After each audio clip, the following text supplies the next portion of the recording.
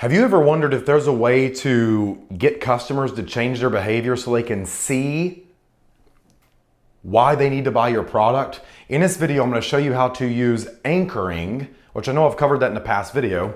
I'm going to show you how to use anchoring in a negative context. It doesn't mean it's bad or anything's wrong, or this isn't evil to use this, but we have to associate pain with what they're currently trying, because if what they're trying now, like if the pain they are feeling has no price they pay for that pain, then your solution has no value to the client's minds. Understand this, please. Beauty lies in the eyes of the beholder.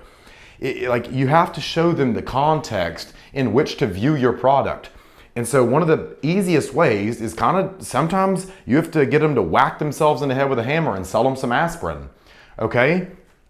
If they're currently trying something, this is their strategy, and it's not working, it's causing them to go down in their life, down in their results, down in their marriage, it's hurting their sex life, their parenting, anything like that. It's our job to get them to repent.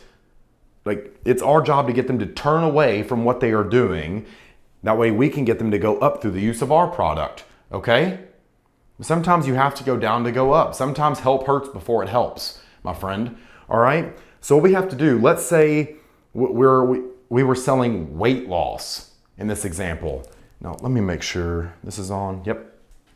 Let's say we were selling weight loss and they're tired of being overweight, okay?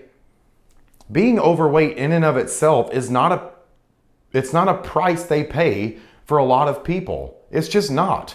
Now, the price they pay could be every time they look in the mirror, they see a negative self-image. They see, I'm not worthy, I'm not good enough. That's a real price they pay, and it's perceptual. It's negative self-image, it's deteriorating. When we talk about that, we are anchoring them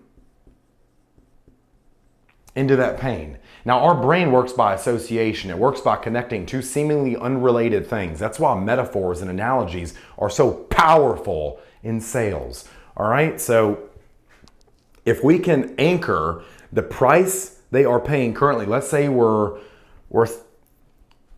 was trying to teach insurance agents on how to start making more policy sale. Like, what is the price they pay for not making the amount of sales I think they deserve to?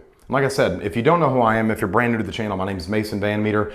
I'm the founder of a company called Running Buddies Academy. Lace up and let's go. That's our slogan. And I'm on a mission to protect 100 million people. 100 million with an M, 100 million, 2 commas, 7 zeros. 100 million families with life insurance, with insurance in general, okay? And I need your help to do that if you're an insurance agent. So the price that agents pay for not making enough sales is maybe their girlfriend is on the verge of breaking up with them because they don't see you as a provider anymore when you're not making sales. Maybe they price the pay is the fact that their parents and their friends were right when they said you should have stuck to a job. Maybe the price they pay is they really want to buy something. Like, I really wanted to be able to buy my mom tickets to go to Universal Studios so she could go to that Harry Potter amusement park that I know she would love. I paid the price for not having enough money from not making enough sales to be able to do that for my mom. So I wanted to do something special for someone I love and hold near and dear to my heart, and I couldn't. And that was the price I paid for not being able to make enough sales, okay? I didn't see myself as a provider at the time. That was the price I paid. So I have to anchor what they are currently doing, their current behavior, their current behavioral response to the stimulus of their environment. So the stimuli is, let's just say, leads. And every time they pick that up, they don't make sales. I have to connect that pain to the price they're paying to have that pain, which is not being seen as the provider, their girlfriend about to dump them, which, if that's the case, your girlfriend has already broken up with you 6 months ago in her head and you're just about to find out. Trust me, I've dated enough girls to know, all right? I've had my heart broken more times than you fell in love. So I'm a fool for it. I love it. I love feeling loved. I love loving. It's so fun. It's such a crazy up and down roller coaster, and I love the contrast of the emotions. I'm a weird dude. I love studying the emotional response. Like I'm me, okay?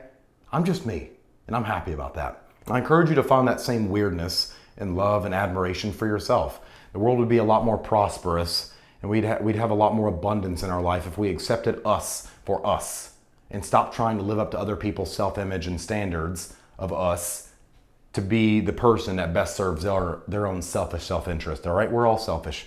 And if you've studied Ayn Rand's philosophy, that's the only way to change the world is you must first be selfish. If the plane's going down, they don't say put the oxygen mask. No, put your oxygen mask on first, then assist the person next to you. That's the appropriate level of self-interest. All right, so what we have to do in anchoring, what I just did right there was a pattern interrupt, and I'm associating multiple things. I want you to understand what I'm doing at the conscious level while I'm doing it doing it for you first, unconsciously. That way you can associate things and become aware of it. That way it's not used against you, like the book 48 Laws of Power explains.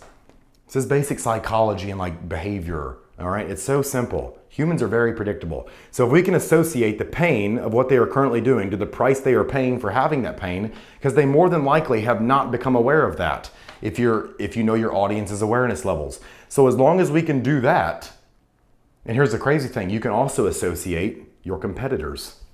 Every time you introduce that feeling, you can bring up your competitors and anchor that to the pain, that hatred, that rage that they feel.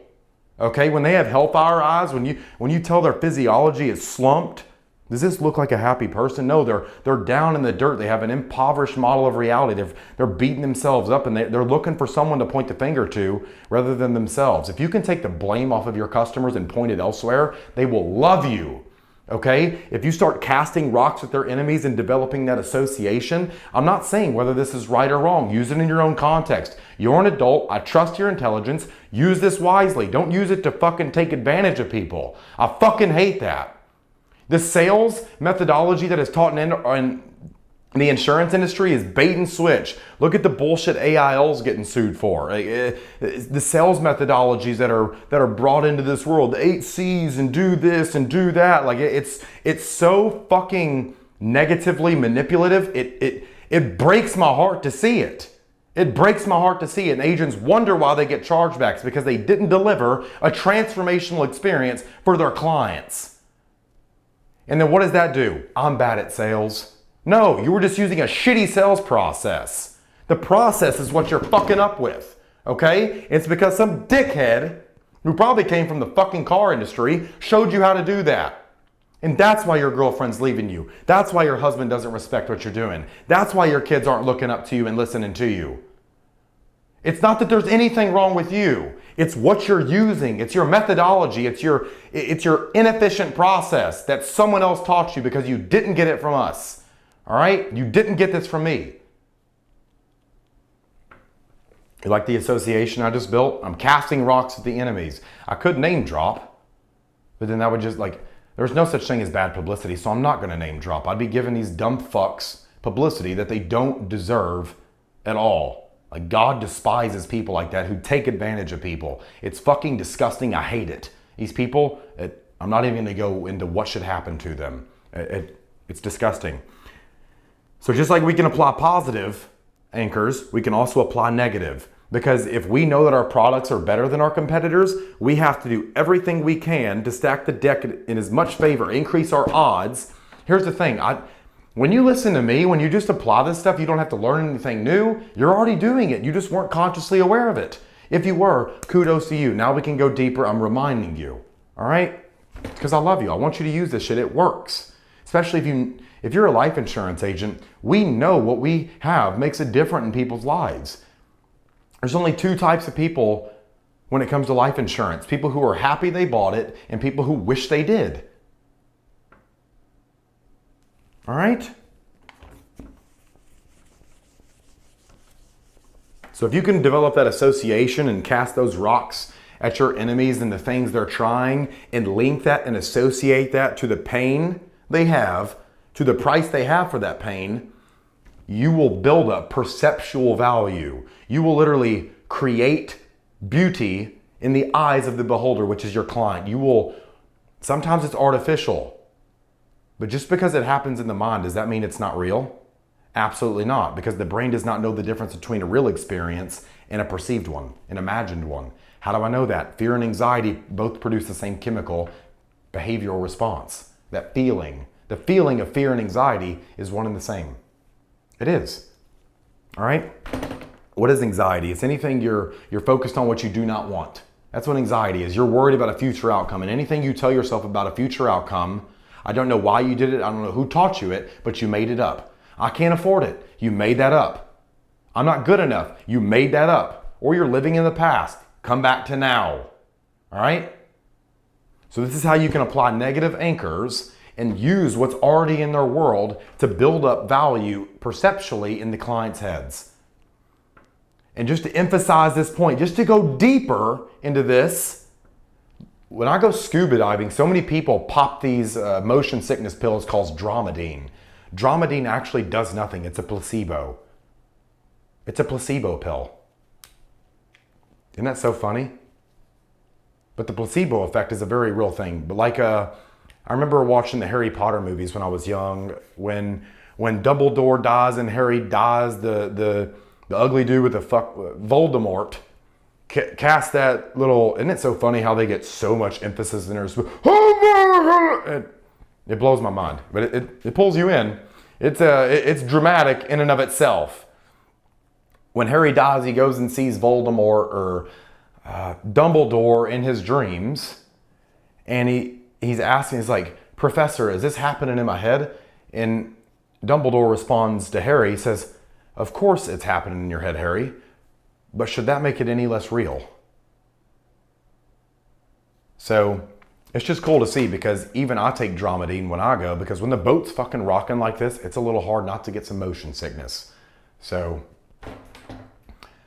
go use this, go change your customers' lives, and let's knock this 100 million down this year to like 990 million. That would be awesome. All right, let's sell to 10 million families this year and protect, let's lace up and let's go, and let's protect a third of America.